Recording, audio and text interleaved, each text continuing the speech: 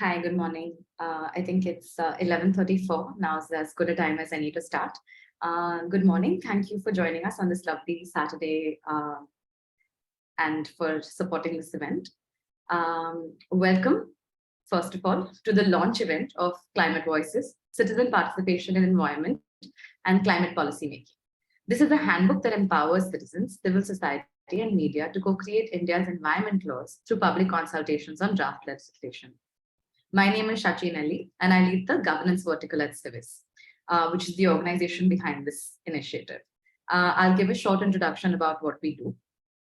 Civis works to co-create and conduct efficient consultations, which subsequently address on-ground challenges through effective policy interventions. Our work involves consultation design, simplifying policy documents to make them more accessible, conducting outreach, and gathering constructive feedback from citizens on draft laws and policies, and communicating it back to the policymakers. Coming back to the Climate Voices Handbook, this is a labor of love and of immense hard work over many months.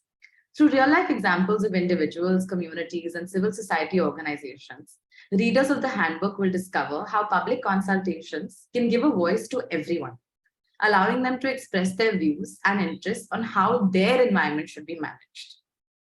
We are honored to have with us today some truly remarkable individuals who have dedicated their lives to creating a more sustainable and equitable world.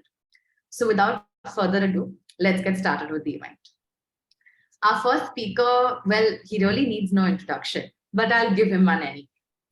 Shisodia is the head of the Rainmatter Foundation and does deep dives on building a robust network of climate organizations with strategic application of the funding and grants program.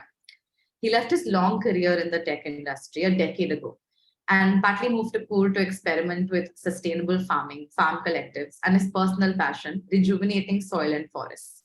He runs Linger as a hobby and shares his thoughts regularly on his blog. So let's give him a warm welcome, Shisodia. Hey, thank you so much. Glad to be here. Lovely Saturday morning. And I think this is a very important event because, at the foundation, we've been around for 2 years and we realized that this is a problem that affects everything, everybody, everywhere. And conversely, to solve it, we actually need all hands on deck. We need efforts, small and big, individual, corporate governance, all of it to come into play.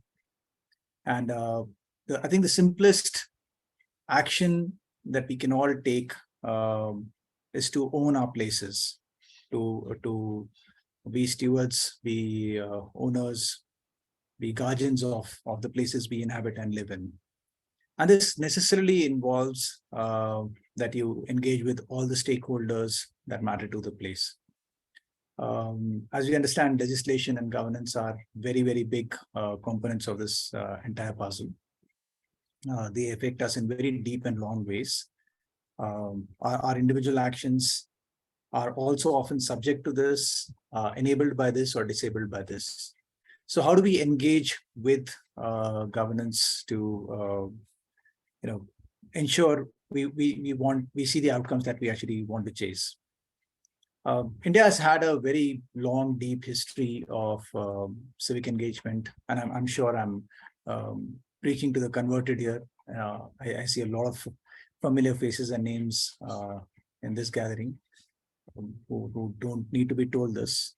But I think from what we did during our nonviolence movement, the CHIPCO movement that we all are familiar with, more recently what the Dongria Cones did in Orissa, and hundreds of people, frankly, in every part of the country who actually engage with society, with governance.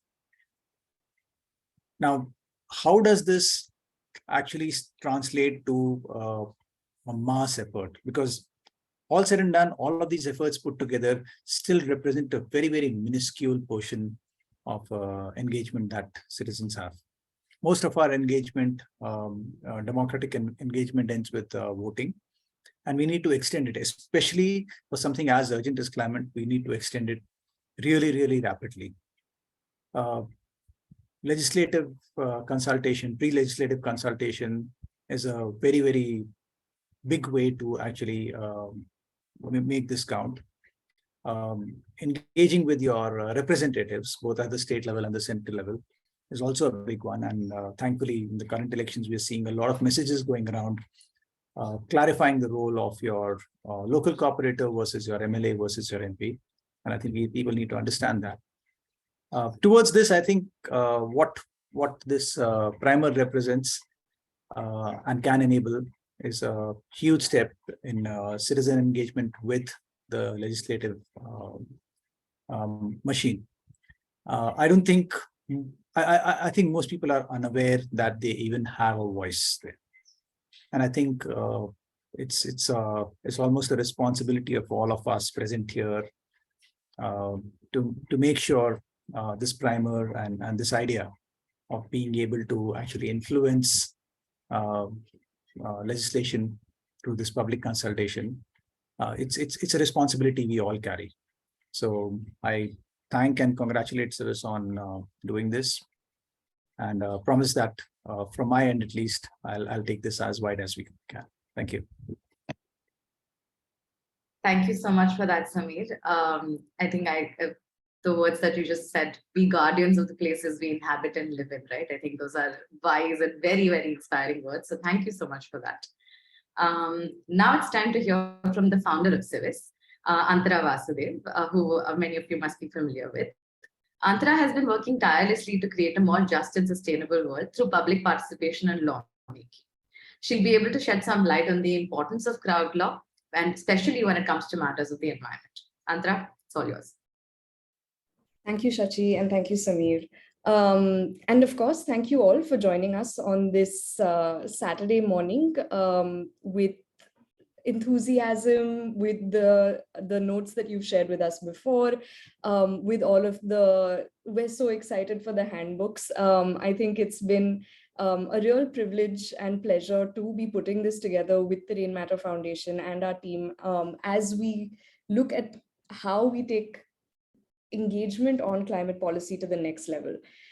So today, as Shachi has rightly said, we're going to be talking a lot about citizens' participation, climate policy, specifically environmental policy and public consultation. And I think bits and pieces of the entire launch will cover some of that in greater detail. What I want to take a couple of minutes to do today is just, and I'm hoping that this will spur a lot more conversation that we can take into the Q&A, is really just hoping to talk about what is citizens' participation, what are some of the broader global trends we are seeing on this front, how does it correlate in urban and rural ecosystems, and what are some of the levers that we can perhaps leverage to actually engage citizens more deeply. As Samir rightly mentioned, I think a lot of our engagement with the sovereign state and claiming of rights, even post-independence, started with the Chipko movement, with the Narmada Bachao Andolan, and a number of different movements that were environmental and environment-centric. What's interesting to note, though, is that Kettering Foundation, in its research on democracy and active citizenship, also says that most citizens who become, let's call them active citizens, or actually take ownership of their lived spaces, do so starting with perhaps small activities in their local environment. So let's take perhaps it might be waste management cleanup, or it might be a tree plantation drive. While some of us might not see the value of that in the short term, these small activities that help an individual feel a sense of control in their domain and environment and have a quick turnaround and reward system are the ones that actually are most effective in building lifelong active citizenship. Another interesting fact about this is that as much as we try and as much as we know this, I would say the data also supports that active citizens start young. An OECD report, which was which was referenced in a report that Rohini Nilikadi Philanthropies had put out about active citizenship, actually looked at the age groups. So it turns out that active citizenship has a positive correlation up until the age of 58. Now, I'm sure there are some of us in the audience who defy this and who are active citizens even past 58. But my point is that if we can actually engage people at younger ages, at earlier points in their trajectory and journey, we have the ability to engage them for much longer and for them to be able to feel that onus, responsibility, and positive outcomes in their shared spaces. I have one more data point to share, so please be patient with me. This piece of active citizenship is also very nicely correlated with some of the work and research that UNICEF has done on the topic, where UNICEF essentially has noticed that a whooping 16% of youth in globally, that's 1.2 billion people of our global population, are very, very keen on having a more hands-on approach to citizenship and governance. And this is really what spurs the work that Civis does and why we do it today. Because we have that opportunity to actually be more involved and that desire to be more involved, we have the ability to be able to pull more people into the process, build trust, and build positive outcomes. Now, the nature of active citizenship, of citizens' participation, is going to keep evolving over time. And hopefully with some of the work that each and every person in this room is doing, is going to become more equitable, it's going to become more just, it's going to become more accessible. What I think is important to remember and to keep in mind at all points of time, some of us have taken the spirit of active citizenship into our work. We do some phenomenal work through not-for-profits, through media outlets, communicating about why this entire process is so important. Some of us keep it as a personal passion. However, I think no matter what the circumstance, no matter whether you're media, civil society, or an individual, or a sole crusader, I think one of the things that is most important for us to keep in mind, and what we really hope to leverage through the handbook, is what I like to call our citizen superpowers. Now, just like every superhero we know has a set of superpowers that they want to bring in at any given point of time to assist them in their tasks. As citizens, we have a number of superpowers as well, ranging from RTIs to participating in public consultations, to voting, to actually engaging with our local municipalities, with our corporators and others. There's this whole bouquet of things that we can tap into to solve almost every problem that comes to us. Now, I know time is a constraint, and I know that resources are a constraint as well.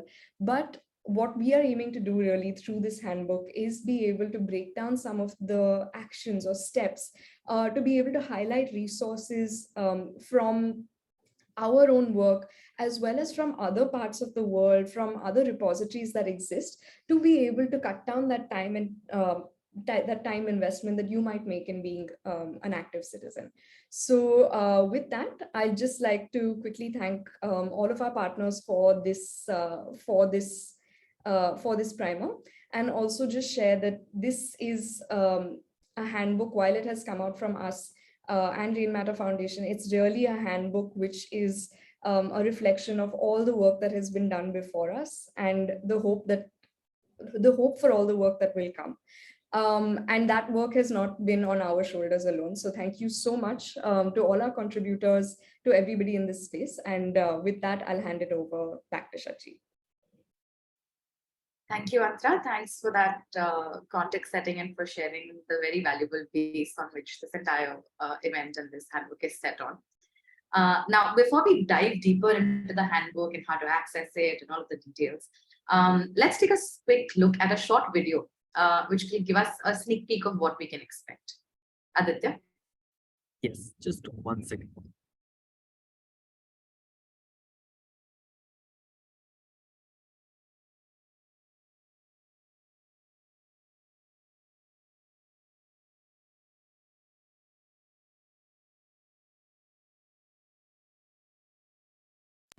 India, with a population of over 1.3 billion people and one of the world's fastest growing economies, is in the list of countries most affected by climate change. The country is already experiencing its impacts in the form of increase of temperature, drought, flood, and extreme weather events. These impacts have severe implications on citizens, affecting the economy, food security, and even public health. Measures such as promoting renewable energy, improving energy efficiency, and promoting sustainable agriculture practices have helped meet some of the targets to mitigate the effects of climate change. However, a more practical and scalable solution is the need of the hour, one that has direct involvement from those who are impacted the most, that is, citizens. How, you ask? A tried and tested method for citizens to have a say in helping mitigate climate change is by participating in public consultations conducted by government and allied departments on environmental and climate law policies.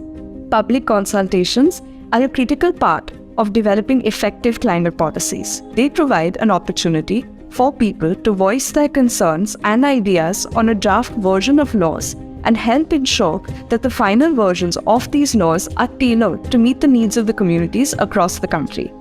Citizens hailing from different parts of the country have varied experiences and needs, and it is important to hear from them and to develop policies that are effective and fair. As a part of an affected community, you can come together to discuss climate issues that matter to you. You can help build awareness and participate in decisions being taken by the government. To help you through this process, Civis's new handbook, Climate Voices, explores in detail what citizens' participation in the making of environmental laws and policies entails. From finding out about public consultations and giving nuanced feedback that matters, to building a community that is constructively involved, this handbook covers everything you need to know to ensure effective climate policies get passed.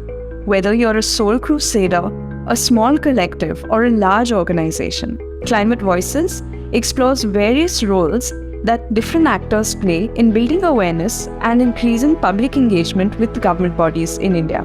The ultimate aim is to empower you to take ownership and ensure that your voice is heard and climate policies are effective, equitable, and ensure a sustainable future. Are you up for this challenge? If yes, download and read Climate Voices today.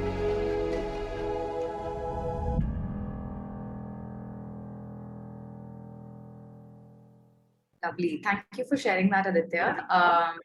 To everyone in the audience, I'm sorry about the quality. We'll share a link to the video in the chat and you can maybe have a look again. But I definitely know that it's excited me a lot. And I'd love to know how to get my hands on the handbook and how do I access this lovely document. So to share more about that, I'm going to invite Shonottra and Aditya from Civis. They are the authors of this handbook, so they'll be the right people to guide us as to how to access it. Shonottra, Aditya, floor is yours.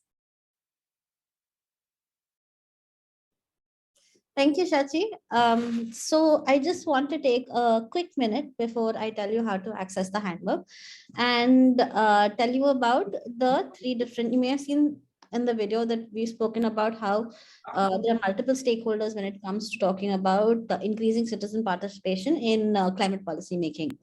So what we did when we started the handbook is that we looked at all these people involved and how is it that we bring out that it's not just the citizen alone working in isolation to go and give his feedback, but actually multiple people coming together, multiple stakeholders coming together to be able to give that citizen their power to, or rather enable that citizen to exercise his right to go ahead and participate in an activity like this.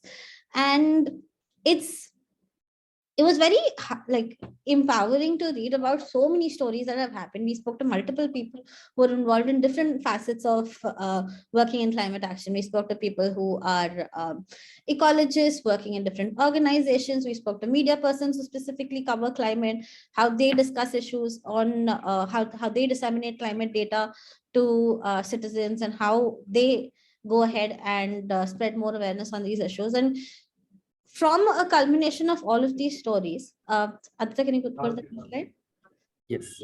We decided to split the handbook into three different parts. One is looking at directly addressing citizens is how you can go ahead and participate by various tools. And I will not give too many spoilers. I'll leave you to read the handbook and see the different ways that we've covered how citizens can participate. We've also looked at the different role that civil society organizations and media plays in helping create this or rather uplift this ecosystem, because participating in public consultations, though it has existed since India started as a democratic nation back from the constitutional debates that happened, but as a more formal structure, it's fairly new. And we're hoping that this handbook helps people understand how is it that as an individual, a small collective, or even as we saw in the video and Antaraa mentioned, as a large organization, we go ahead and we build this ecosystem of co-creating laws together that help create a sustainable future. Aditya, can you go to the next slide, please? Yes. So our primary mode of dissemination for this handbook, though it is being made available on our website, Grow, a few other portals, our primary mode of dissemination is WhatsApp. What you can do is that Anu will be sharing links on the chatbot soon, which will direct you to the various places where the handbook can be made available.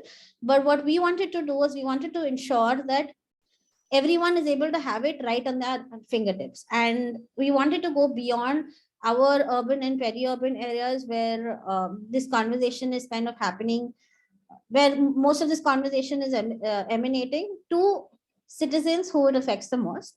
And even though like recognizing that digital penetration in India is not fully there yet, we do have data that WhatsApp is still a very effective mode of communication.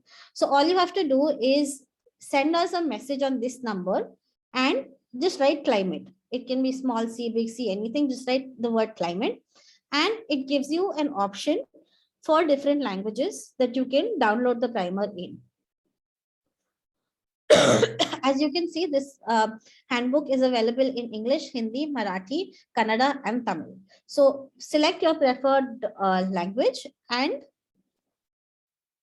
you can see that the handbook is directly delivered to you on WhatsApp in a very fast and accessible way. And there's also a link to where you can find the handbook on our website. That's how basically we've looked at it. We're also partnering with different community radio stations across different states in Maharashtra, Tamil Nadu, Karnataka, Rajasthan, New Delhi, and also partnering with a few community radio organizations who work on mobile apps and different IVRS systems to tell them about how they can just send us a very quick WhatsApp message and have this handbook on your phone instantly. Aditya, can you go next, please? Yeah, so this is, and I'll ask Anu, can you please drop the links on the chat box here? And I'll hand the floor back to Shachi to continue hearing from our guests. Thanks for that, Shonottra and Aditya. Now that we've all learned how to access the handbook, which seems like a very, very easy method, I'm hoping all of us will go ahead and download it in as many languages and most importantly, share it forward. That's the whole point of community projects like this, I think, is to share the knowledge that we gain. And thank you so much. Next up, we're going to be hearing from two very interesting guest speakers. The first one is Debadityo Sinha. He's one of the leading voices in the world of environmental conservation. Debadityo leads the Climate and Ecosystems team at Vidhi Center for Legal Policy, based in New Delhi. He has over 12 years of experience as a conservationist, working on the intersection of ecology, law, and policy. Debadityo is the founder of Indian Ecology and Natural History Foundation and a member of the IUCN Species Survival Commission's Bear Specialist Group. He has also initiated litigations in the National Green Tribunal on issues related to environment clearance, declaration of eco-sensitive zones, and compensation for environmental damage. He was awarded the Sanctuary Wildlife Service Award in 2019. Let's give him a warm welcome, Debadityo.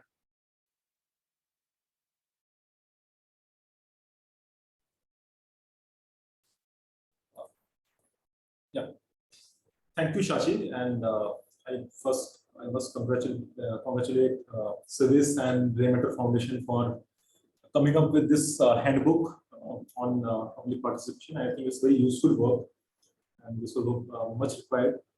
And also thank you for the opportunity to speak here. So let me just try to summarize some of my observation about the public participation and why it matters to everyone.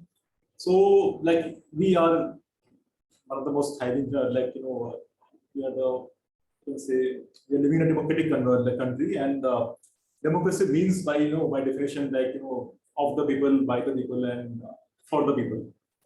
And when you talk about public or people, it has it includes everyone, like not just the person who are living on ground or houses, but also the media, the people's representatives. This includes anyone, even like social movements, parliamentarians, even you can say civil society groups and large institutions, paralegal organizations. So it includes everyone, So you just cannot point it out that who is the public or people in this whole setup. And I think in case of law and policy, not only environment, but anything which affects life and livelihood of people, there should be public participation at every stage. When you are bringing a new law or amending any existing law, or you're bringing a new scheme or policy, not necessarily law, you may be bringing a new scheme or something like that, or any industrial activity being proposed. And even I will say that even like monitoring any environmental damage in locality. So this all, I think, these are different parts of public participation. When people are helping the government and helping the whole country to function properly. So I think I will just also reiterate that that sometimes we think that public participation can delay important decisions, but I think it actually helps reduce the delay, because it also prevents any disputes which may arise at later stage when you consult people at the early stage of developments, and also it helps develop a trust and partnership with the community, which is very important. So yeah, public consultation is very important for any democracy. There are enough judgments, enough I'm not going to that, but I think to ensure public participation also it's a duty of the government also. The government, they should ensure 4 or 5 things. First, I think, is the ensuring sufficient spaces for public participation in the law. In the law means where you give the proper rights to people to participate in the whole system. So other is you should give reasonable opportunities and independent forums for people to register their concerns or grievances or whatever you want to say. The third thing is there should be enough spaces for access to justice. For anyone affected by any decisions, they should be able to get justice in appropriate places. There should be access to information, very important, because without information, and not only information, access to information, but also active dissemination of the information, that is also required to be done. Lastly, I think there should be right to freely criticize and protest against government's policies. And it's also a very important part of the public participation. This discussion somehow gets lost. This is also a very fundamental part of any democracy, that if you are not satisfied with any government decision, then you should be able to criticize, you should be able to take this in appropriate forum. So this is what currently in the constitution. In all of these things, I will just want to give some examples to show that how this thing can be affected as a person. So basically, when I talk about the sufficient spaces, so it's not only just forums, but also the timing. For example, when the country is reeling under the COVID situation, people are struggling with their lives, everything. And when you introduce any law in that kind of time or any scheme, then your public participation is supposed to be affected. But there should be always efforts to to include public participation. We did a study, I think, last December, we published this thing. It's called Deregulating the Environment. So, and very recently in the Parliament, there was a question also on that. We have seen that during COVID years, there have been several amendments which bypass the statutory rights of public participation by when the government said that in the interest of public, we are exempting the requirement of public notice or public consultation. So we went into the details of it, and we found around 16 or 17 kind of such amendments to the EI notification when they were amended, and they invoke some rule 5.4 of EP rule. So I'm not going to it. But the crux of it is that they use the public interest for the waiving of public participation. And if you see, we interpret it that way that, this public interest under Environment Protection Act has to be seen for the public interest as the protection of environment, not protection of some selected entities. So these kind of things have been happening, and we have seen, like, I'm sure you know that there has been like a policy by the government of India in 2014, which says that we mandatorily take 30 days, not mandatory, it's a guideline, 30 days consultation by from people before introducing any new law or amendment. But that has not been followed properly. There are many bills which are introduced without any public consultations. Even within Parliament also, the bill is introduced the same day or just one day before, and there's no debate, and it's just passed without any proper debate. I think this also affects the public participation, because there are people, representatives who are in Parliament, and they are not getting enough time to deliberate. Then you can just imagine, like, people who are like affected, whether they have the proper time to respond. Other thing, very important thing, I think in last 1 year, we have seen a series of amendments on environmental law. Though there have been consultations, I'm not denying it, consultations, but the manner in which consultation happened. So I think in last year, July, there have been amendments to 5 environmental laws. Indian Forest Act, there have been decriminalization of 4 environmental laws, Air Act, Water Act, Environment Protection Act, and Public Liability Insurance Act. All have been notified at the same time. And I think July is also time when people are also busy with their tax filing and all. Okay. And all these were notified around 1st July or something, and time even was 21 days. And if you calculate the working days, it is 15 days. So you have effectively some amendments in Forest Conservation Act in 2021, they were only 10 days, working days. So, 15 working days to respond to 5 amendments. Do you think it is possible for people to respond? This kind of things we need to think and question, like, and we need to represent to the government that, we need times to respond. Other thing is reasonable opportunities. I will say that, whether you have enough forums to study your grievances, and also language. I think recently this draft EI notification, which everyone knows that High Court asked them to publish in different languages. But we see most of the these amendments are published only in English and Hindi. And I saw the Civis has this handbook. We have published in 5 languages. Very good. We have published in 5 languages. I think this kind of initiatives are required, and this is where the civil society and the other non-government organizations, their role becomes very important to interpret those amendments and taking them to people, because normally people on ground, they may not be even able to read. Okay, so I think, and this is where I think civil society has a role to play. Other thing is the access to justice. So it's not only going to the court, even the institutions which you have, like Center for Political and what I was reading even last week only, 1/3 of the post of CPCB are vacant. Okay, so the institutions which you have created to monitor and implement important environmental legislations, these are vacant. NGT was functioning with very few members until few years earlier. So, this kind of, when you affect any access to justice, then also your inter-public participant gets affected. And most importantly, access to information. And, this is also, I think all these things are also right to life, Article 21. It says anything which affects life and livelihood, it must be part of this thing. And there are enough judgments on this. Enough on this. The right to, information is part of right to freedom of speech and expression, like Article 91. And very recently, we all know this one portal called Parivesh, which has been there was reports. There was no official decision regarding that. That portal has been they have stopped updating the portal and citing the RTA Act, alignment RTA Act, and then some random thing reported. So I'm telling you, when you stop this kind of access to information, you also stop the public participation in the decision-making process. Okay, so I think this is something which is very concerning.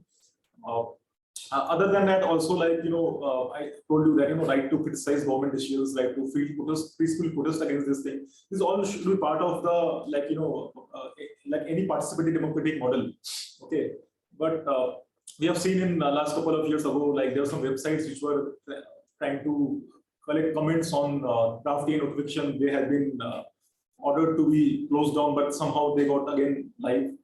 Also discrediting environmental protest. Okay, so even harassment by private developers. So these kind of things, like certain things which affect participation, and I think this is, as I told you, that public participation is very important, and it should be seen as a when you are in a democracy, you are working for the people. So people must have the right to think. One last thing I just say and I conclude. So right to public participation is a very fundamental part of environmental rule of law. It flows from the Rio Declaration, and it is also mandated of the government to comply with any international treaty which is India is part of. I think Article 51C. And if we are as a democracy, we should definitely ask for more public participation in environmental laws, in the processes, and also in the monitoring. So yeah, so thank you. I think my time is over. Thank you so much, Dev. Your time might be up, but we'd be always happy to listen to your thoughts. Thank you so much for sharing those valuable insights and experiences. I think all of us gathered here agree completely that, and hope rather, that someday the spirit of PLCP or the pre-legislative consultation law will be followed, not just to the letter. Even that's not happening in a lot of cases now, as you just shared with us. But here's hoping, and this is again all of a community that will work to make sure that that happens. So thank you so much for sharing your thoughts. Next up, we have Nayana.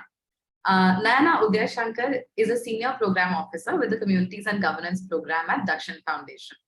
Nayana has worked extensively on environmental justice and governance, particularly on democratizing environmental governance. She has worked with mining-affected communities on aspects of biocultural community protocols, facilitated workshops on legal capacity building, critically examined tourism from a development lens, and advocated for the rights of local communities in the tourism context. Nayana looks at the intersection between law, policy, and marine and coastal conservation. Nayana, we'd love to hear your thoughts on the topic. Thank you, Sachi. I just need to share my screen. Just give me a second, please. Go ahead. Can you see it? Yes, your screen is visible. Okay, great. Okay, hi everyone. I'm so happy to be here. And first of all, congratulations on the launch of the handbook. I really look forward to knowing about the journey that citizen engagement in climate action would take. So today I will talk a little bit about the broader aspect of facilitating citizen engagement itself and how we've seen it and we've worked on it. We are all occupants of a common space in the CSO world, but I think we take on different roles, and together we come together. We are able to facilitate this kind of participation itself. To those of you who don't know, Dakshin Foundation is an organization that seeks to address marine and coastal issues. We work across different geographies in India and across coastal states, including island geographies. The reason why this is important is because everything I talk about will be about the coast, will be about marine spaces, and how we have seen facilitating participation from there. Generally, our approach to the law and policy is to look at the interface between law and society. And where we place ourselves is that we see ourselves as a bridge between grassroots communities and think tanks and policymakers. But we do not specialize in the law as such, but because we work on many aspects, and our interventions enter a more multidisciplinary domain.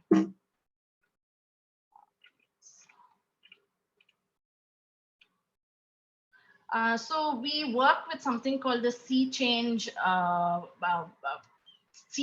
approach, which is a more integrated and a holistic approach.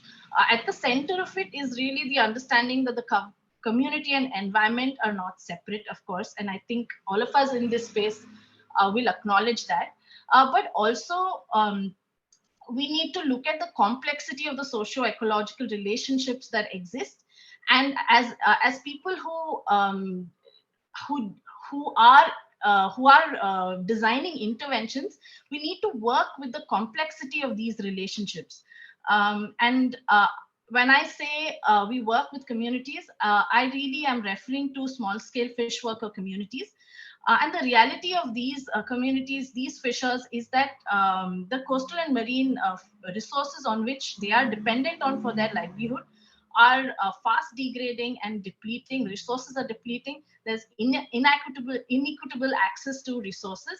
And there's a huge socio-legal impact. There's cycles of debt, there's food insecurity, there's poor health, there's loss of identity and culture. Now, when we're talking about voices from these margins, how do we really ensure that there is active participation and engagement in law and policy? And if we talk about climate change, the coast is very severely affected by climate change. How do we include these voices? When our approach to environmental justice is really to look at long-term field immersions.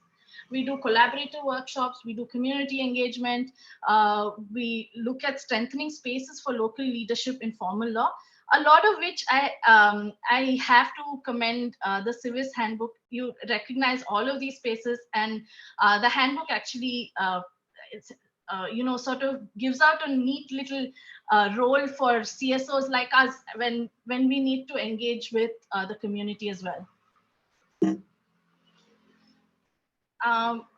But when it comes to active citizen engagement on coastal and marine law and policy, we've seen from our work that there are several barriers to active engagement. And I think Debadityo couldn't have put it, he put it really well. I cannot put it better than that.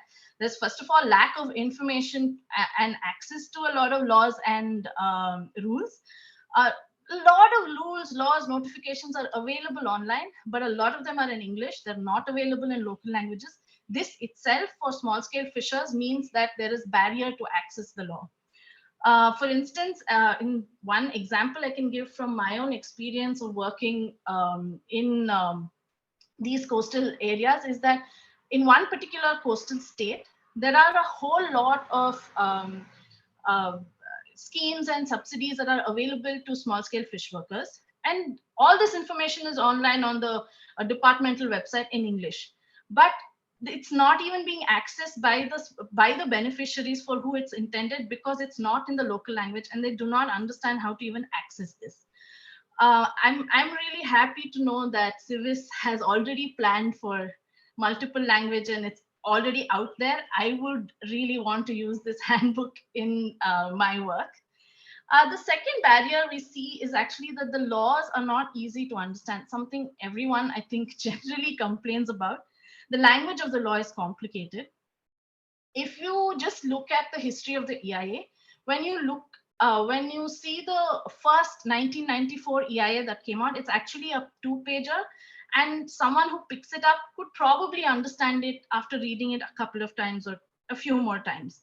But the EIA, the draft EIA that came out in 2020, that was very complex. It had become much larger, much more bulky. It took a lot of effort from CSOs to break it down. Of course, there's very active citizen engagement on that, but we have to acknowledge all the hard work that went in as a foundation to make that law accessible. And again, we've already spoken about this today. There's lack of access to platforms for engagement. Even if there are platforms created, they're not always reliable.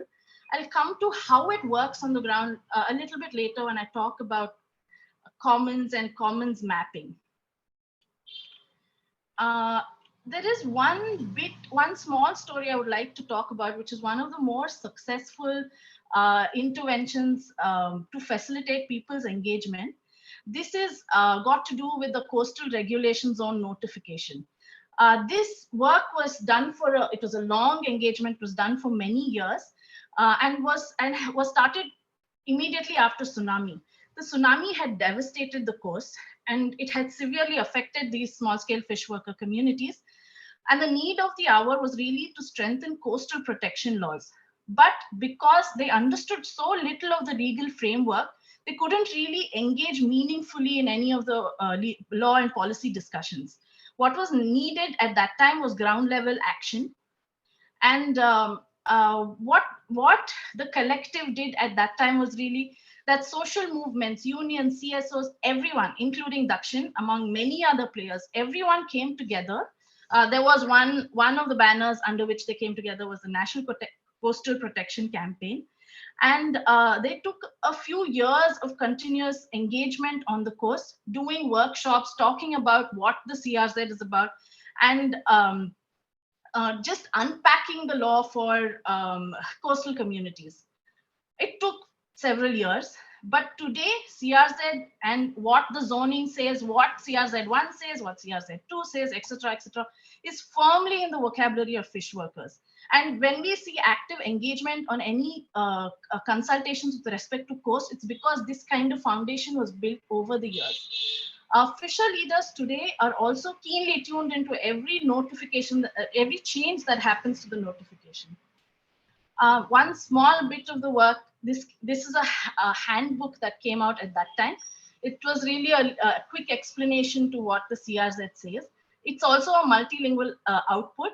It's been quite helpful, I think. And recently when I was speaking to Fisher leader, and I was asking him, what is it that we as CSOs can do to facilitate voices to be heard by law and policymakers? He pulled out this notebook and said, this explained a lot. This was a CSO work that really made sense. Do something for the 2019 law, because now the law has changed and we need some similar work to be done as well.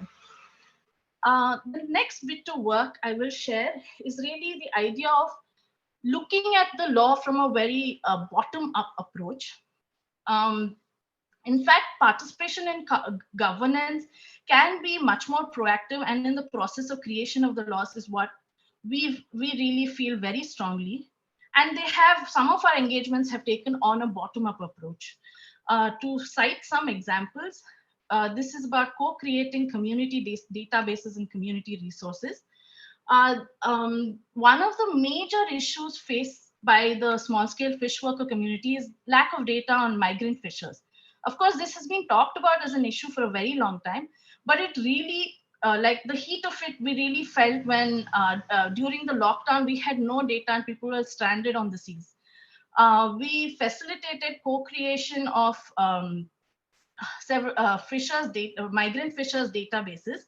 Now, the database itself is simply knowledge, accumulation of knowledge and data. But this is used for further advocacy, because what is needed is for the state itself to recognize this currently invisible workforce.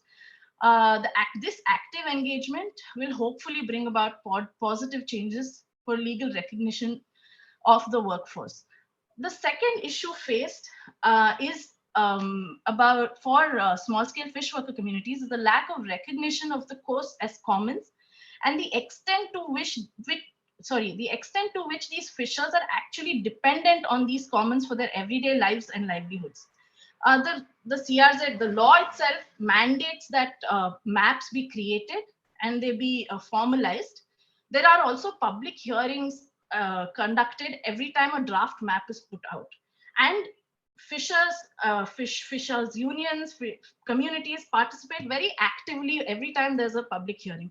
But the problem is, time and again, they have found that really these maps are prepared completely ignoring the information. They ignore the ways in which the coastal commons are used by these communities. These maps, once they are finalized, actually become points of information for planning for the coast, for any development work on the coast, to say yes or no to any kind of project proposals, etc. So it's very important that use of the commons is actually documented and formalized in a proper manner. But this is the, as I said, there's hardly any recognition of the way in which small-scale fish workers use this the commons. So one of the efforts that's being undertaken by many CSOs, and Dakshin is one of them. We all have different approaches, of course. One of the efforts is to create community maps of coastal commons. I mean, we facilitate through dialogues on conceptual aspects of commons. There are tools for mapping commons and training on understanding the legal framework for coastal protection. But the next challenge is to see how these community created maps can actually be formalized and be put into the formal system of the CRZ. That's where a lot of our effort also is now. If I have a minute more, I'll finish up. Is that okay, Sachi? Yeah, please go ahead. Okay. The last bit I would like to say is that we really believe that empowerment is directly related to participation. And actually, Civis lays it out very clearly. Why do you want to participate? I think you have a section on that. Why should you participate? To have voices included in as representation. And what we have seen is though women constitute a huge workforce, like they're a huge part of the workforce of the fishery sector, they are hardly represented in the governance structures. So our intervention is a little bit, coming from the sideways, because we have something called the Coastal Grassroots Fellowship. It's really to talk about, it's really to bridge the gap and to facilitate the inclusion of women's voices in coastal and marine governance. It's an intensive 1-year program, and women gain skills for environmental practice. They build their capacities to critically engage on coastal lives and coastal ecosystems. But our intervention to, sort of facilitate women's leadership is with an eye on benefits such as conservation stewardship, linking household health to the environmental health, having everyday effects of climate change actually be paid attention to. That's the whole point of having more voices, even if it's women writing about the issues of fish workers or just everyday lives of the fishing community in newspapers. That is also having a voice, having attention being paid to what is happening on the coast as well. I would just like to say that finally, that these are just some of the ways in which we are working at the grassroots level to strengthen community participation. But of course, there's a long road ahead. And I do believe that climate action and especially also disaster management are two areas of coastal governance that need very active citizen participation. I began today with saying that we are all occupants of a common space, and we all play different roles. For us, handbooks, guides, tools are very useful to work directly with the community as well, especially when these are made keeping the communities in mind and they're available in several different languages, etc. And for us, I think the handbook that you've created would really serve as a starting point to encourage coastal communities to participate in the climate action plans. And for us, the work would also be to unpack the climate action plans, the laws, and to engage more closely with the communities itself that I think are really severely affected by climate change. That is the coastal communities, and often ignored in the process.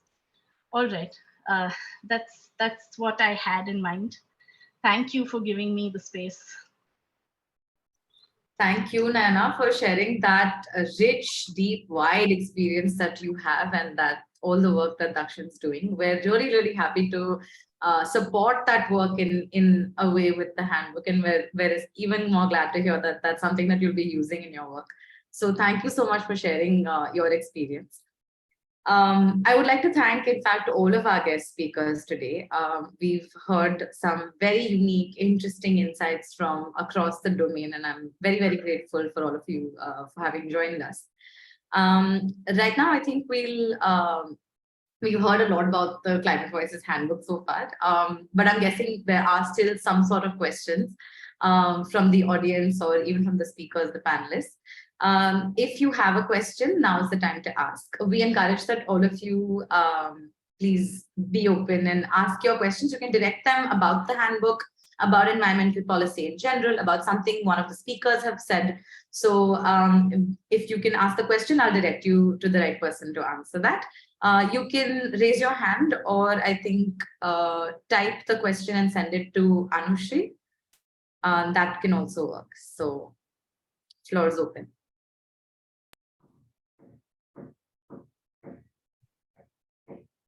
I think There's one question. Yeah. So Shivranjan Menon, thank you for asking the question. They ask, what amount of importance is given by lawmakers to public consultations? How much of bearing do they have on the final decision taken? All right, we have to pay panelist bingo. Who's going to take this one? I think Antaraa, would you like to start perhaps, and then our other panelists can hop on. Sure, absolutely. Shivranjan, thank you for that question. And I'm going to earmark it by saying I'm a serial optimist. So I'll invite other members of the panel also to come in and share their input. I think one of the important things when we look at lawmaking and effect in law is that there's different ways in which it can happen. And I want to share a couple of examples specifically from the environmental domain to give us some insight. Now, in our own work across domains, we've seen that anywhere between 37 to 70% of feedback gets incorporated into laws once they have completed the entire cycle of consultation and the new law being drafted, right? That being said, it is such that there are many laws on which it's 0%. There are many laws that have taken so long to come out that now the context is entirely changed, right? That's one of the challenges that we also see in our day-to-day work. But I think it's important to remember that in terms of absolute numbers, yes, feedback does get taken into account. In terms of, let's say, for example, ancillary actions that get triggered through the process of consultation, we have much more encouraging feedback to share. So let's take, for example, they've also mentioned this with, I think it was the forest protection report that had come out a few years ago, where it was only published in English and Hindi, and there was a lot of public outcry. A lot of people came in and submitted feedback on that consultation to say that you should actually publish this in local languages. Since then, we've seen that the MOEF publishing documents in local languages has actually seen an uptick.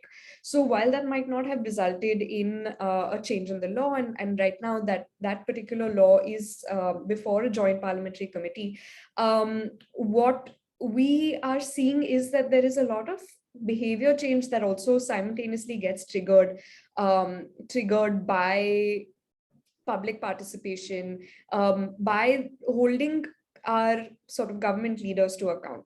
So that is one example. I'd like to bifurcate it into two. One is absolute, and the second is more linked around behavior change. With that and the disclaimer that I am a serial optimist, I'd love to hear inputs from Dev and Nayana on this as well.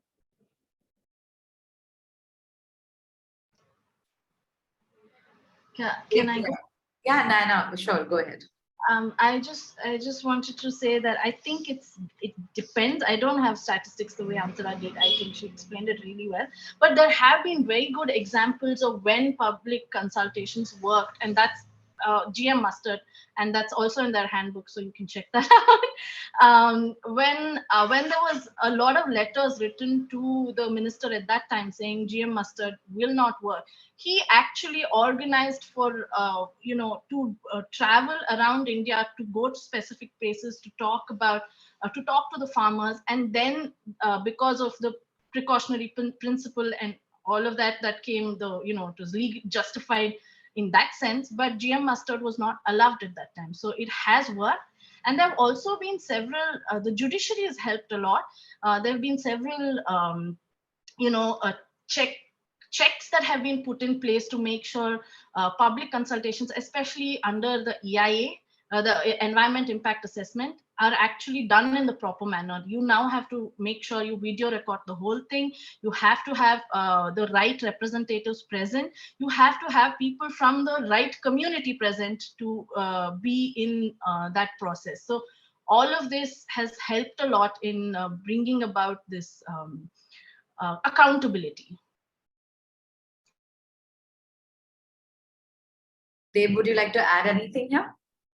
Yeah, I think our experience has been mixed, but one thing I obviously Antaraa told this thing that when they invite comments, they definitely go through it, but sometimes it also depends on the agenda of that particular amendment or new law. So there will be the scope, but we have seen in recent 2-3 years, like we have sent comments to the parliamentary committees, And we have some like success stories, like, when the Parliament Committee, at least they ask the minister to respond. So it's not that it will definitely trickle down to the law, but it becomes a part of the record. So tomorrow, if you want to correct the law down the lane, this kind of recordings are very useful, even for academics also. Okay, so I think you should always be hopeful, and it's not like, whatever you say, they will address in democracy. Everyone has their interest. The government is supposed to listen to everyone. But I think just participating in it also is very important as a function of the democracy. Yeah.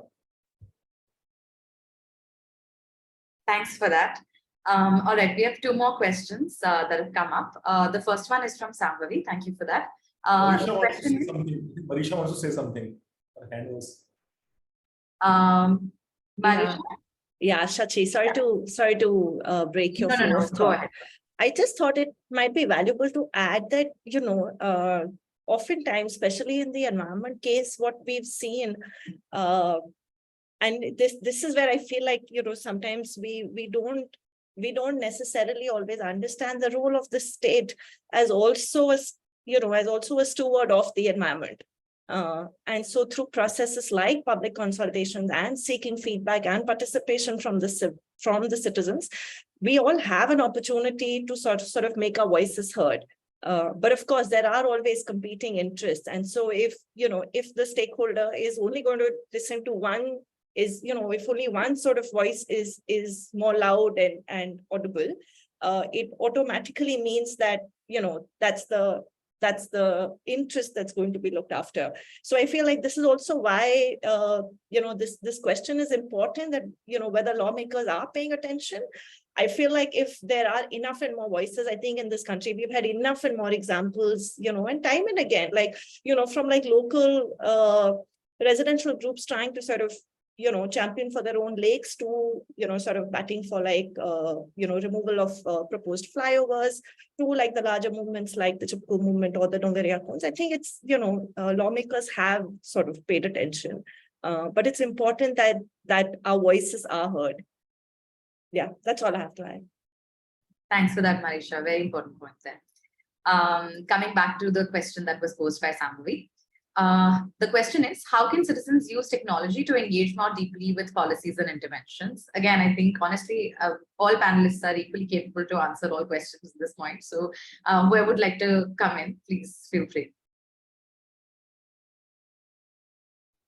So let me go first. I think Civis is doing something very useful here using technology. And I think this kind of initiative is very important, because there's one example, like this forest conservation bill is being referred to the Joint Parliamentary Committee. And we didn't know what to do, like, talking to people, because this affects every stakeholder.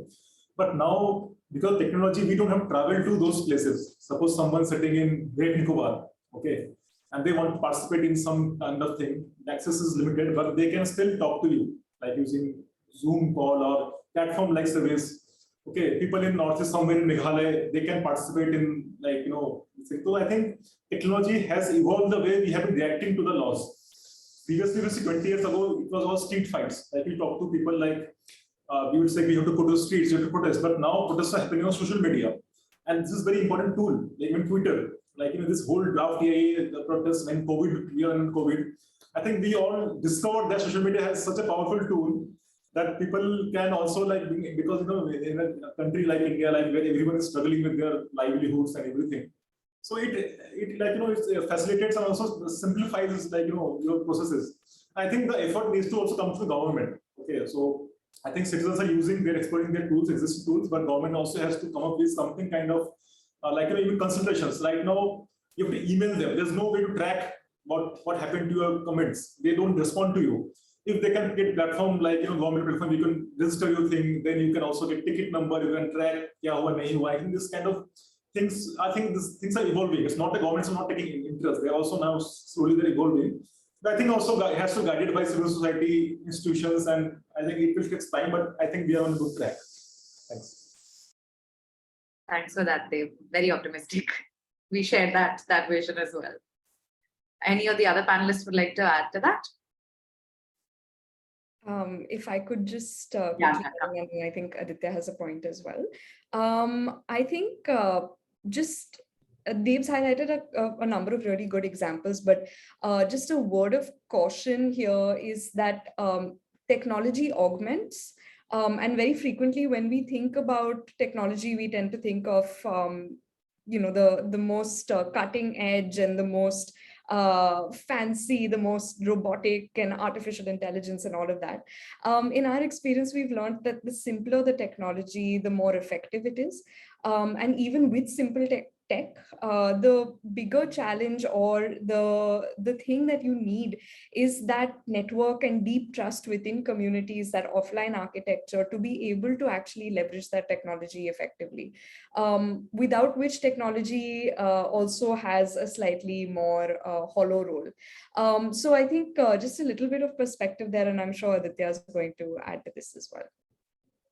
So I kind of have a point, and I'm just joining Antaraa and Debadityo on the optimistic bandwagon.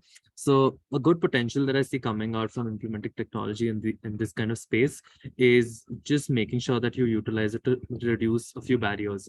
And in the run-up to preparing this handbook and launching it, Shonottra and I also had a lot of conversations with people that engage with communities on ground. One very practical thing that came up is that when a public consultation or a public hearing is taking place, someone actually needs to not go into work that particular day in order to attend that hearing. So something that I can see just building up on also on what Nayana just mentioned, where now we've started video recording public hearings as like as a proof of record. Something that can also be like added on is just make sure that like how various courts in a country are now implementing live conferencing. Something like that, if a push can be like taken in from the government side or from the community side, like you reduce a barrier where someone doesn't need to like probably it doesn't result in a loss or it doesn't affect the livelihood. It encourages a level of participation where it's also equitable, where everyone can then participate like from the kind of method that they want to. Lovely. Thanks for that. Let's move on to the next question. And I think two more questions have been posted. In the interest of time, I think this is the next 3 questions are all we can take. So I'll request everyone to pause on adding more. Of course, you can always reach out to our panelists later on, and we're always open to having more conversations, so that can be done. For now, let's move on to Suvashika's question. They say, thank you for launching this handbook. Looking forward to read this in its entirety. My question is how to increase accountability with respect to public consultations. How can citizens come to know whether their thoughts have been taken into account or not? Who would like to come in? See, usually what we have done is we file RTI and we do file inspection, like what is thing, and we also ask for the file notings of the meeting when they finalize those bills. So there you can definitely, and you can also file RTI and ask, I sent this thing, what happened to that? I think that's how things work right now. I may add Antaraa or Nayana if you want. I think just to echo Dev's point, and Aditya is our resident RTI filer, so he knows best. But essentially, to echo Dev's point, the RTI is a very powerful tool that can be utilized. I also think that there is merit in staying engaged with the topic.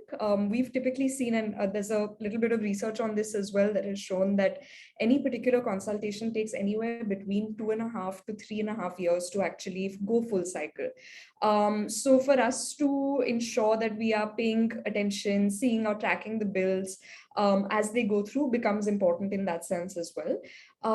I understand that it's not very practical for all of us to do in our day-to-day lives. So there are a number of resources that can help us with that, some of which are also mentioned in the handbook. But both, a combination of both really does help make sure that we are aware at least of where the consultation is and what feedback has been taken.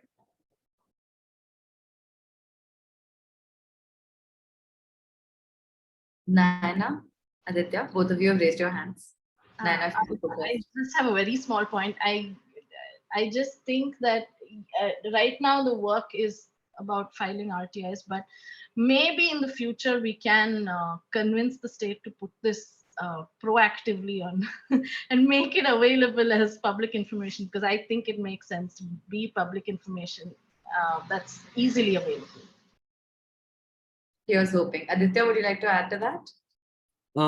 Not much more to add, but I feel like something that one regulator is already doing, and like how Debadityo mentioned that there should be some mechanism of like comments, counter comments to see what's being implemented. So TRI has already been doing this for their consultation papers, where you have market players engaging with the comments from different market players, and there's an avenue to like put out like a counter comment, or like a just like an argument to counter what someone else is putting in the consultation process. I feel like something that also helps build that dialogue and doesn't bring up like a one-way process during the whole consultation process. And as long as everyone is then engaged to that particular extent, like you can see that change coming through from the government side.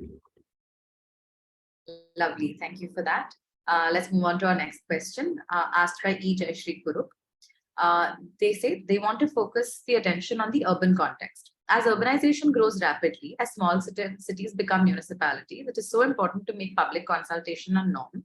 Master plans also need to be of shorter spans, 5 years instead of 20 years at a time. Climate change is rapid and responses need to be rapid too. Citizens are most interested stakeholders, but pushing the outcome of consultation to action on ground is very officer-based and not process-based. Would anyone like to comment on this?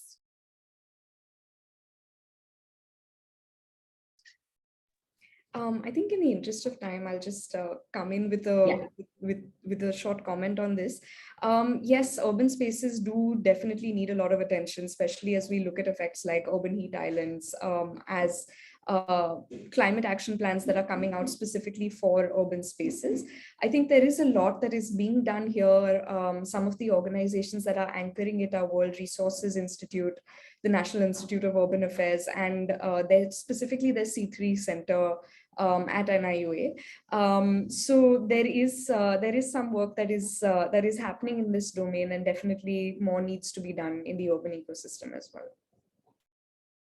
Lovely, thanks for that, Antaraa. Nayana, you had something to add?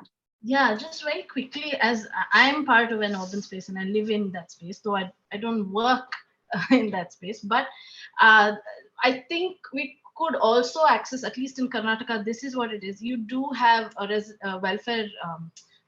resident welfare committees that are there, and there have to be meetings that where your corporator comes and presents to you what plans are there for that space, that ward. I think these are spaces we as citizens need to access actively and participate, and maybe have that conversation about climate action change plans also brought to that space, because a lot of times things are just announced to us without saying this is the plan, are you okay with this happening in your area?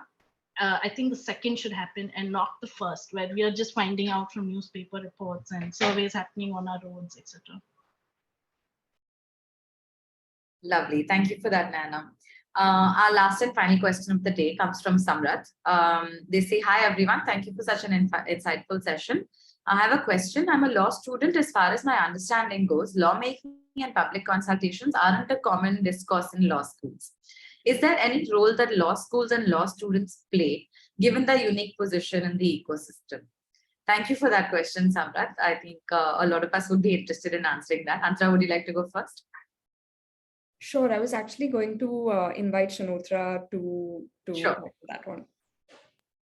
So in our experience, law students actually play, in our work, law students play a very big role, because as it was pointed out by multiple speakers today, so these, and especially by Nayana, that most of these laws that come in are very complex and they're not easy. There's a lot of jargon that's used that, apart from lawyers and law students and the policy community, like people who the law affects are not able to understand it.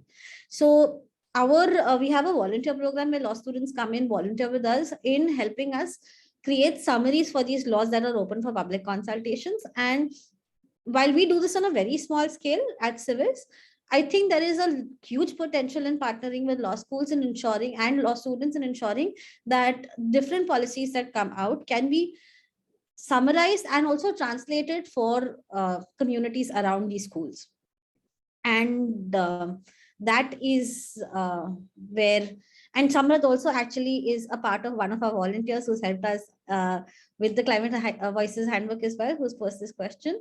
So a very important question, and yes, and I feel that all CSOs should go ahead and enlist lawyers and law students and law schools to make public consultations more accessible.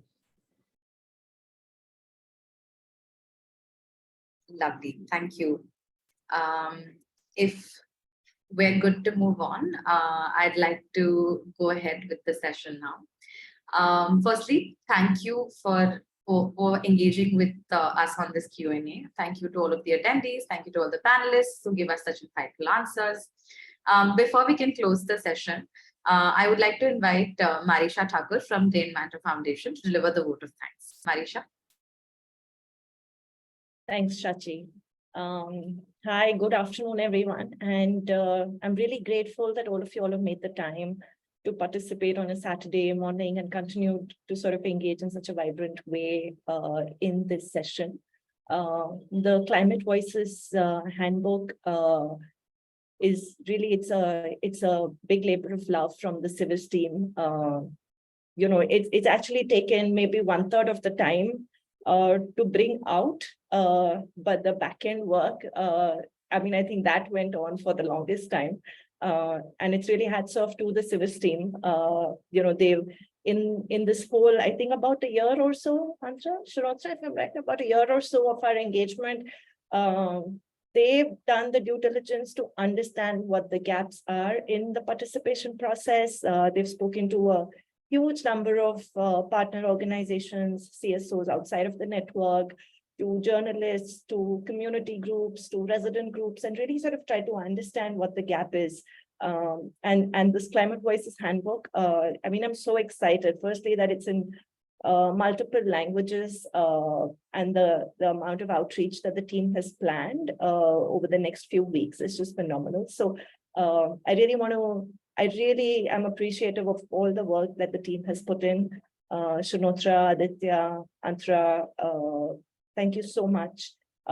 They have been supported in this journey again by a whole host of editors, reporters, CSOs, the Justice Adda team, also some of the partner organizations. So yeah, I mean, it's of course been translated by another set of people. So I think in a way, it's like, this work stands on the shoulders of giants. It's multifaceted.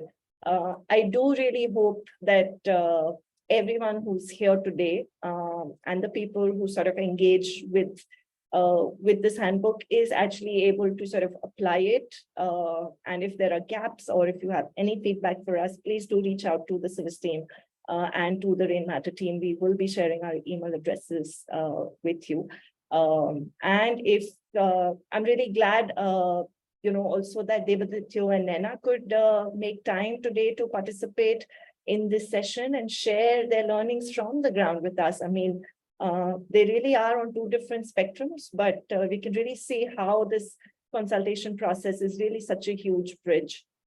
Particularly, I was very enthused by what Nayana shared, is that when they brought out, a guide on the CRZ laws, that was really sort of helpful to the grassroots communities. And I mean, in a sense, these are the everyday people, who are sort of standing up for the environment because it affects us in so many ways. So yeah, I'm really, really glad that we're here today and look forward to the next steps. Thank you. Thank you, Marisha. Thank you for your kind words. I'd like to round up this event by reiterating the importance of citizen participation in environmental policy making. You know as well as I do that we must all work together to protect our planet and ensure a sustainable future for generations to come. The Climate Voices Handbook is an essential resource that will empower citizens, civil society, and media. This is our hope, and we hope that you take this hope forward, right? We're really, really grateful to be a part of this movement as Civis, and we look forward to continuing the support for this cause. Please don't forget to download the handbook and share it as far and as wide to your networks as possible. On this note, I'd like to thank you all once again for all your valuable contributions and for making this event possible. Let's continue this conversation and work towards creating a better future. Have a great day.